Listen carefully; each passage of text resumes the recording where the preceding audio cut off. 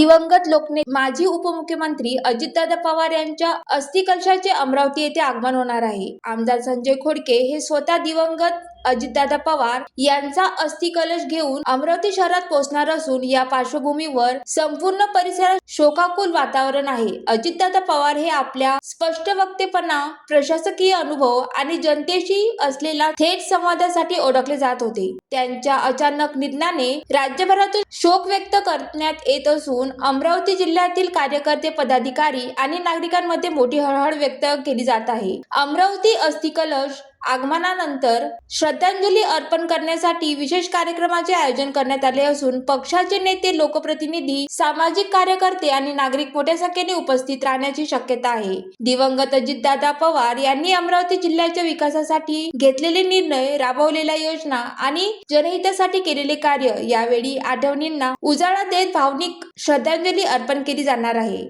त्यांच्या निधनाने निर्माण झालेली पोकळी कधीही न भरून निघणारी असून एक संघर्षशील आणि लोकभिमुख नेतृत्व आज राज्याने गमावले आहे, अशी भावना यावेळी व्यक्त केली जात आहे। हा अस्थिकलश सोहळा म्हणजे केवळ धार्मिक विधी नसून एका लोकनेत्याप्रती जनतेच्या अपार प्रेमाचे आणि श्रद्धेचे प्रतीक ठरणार आहे। ज्वालादीप न्यूज करिता दीपिका तेलमोरे, अमरावती।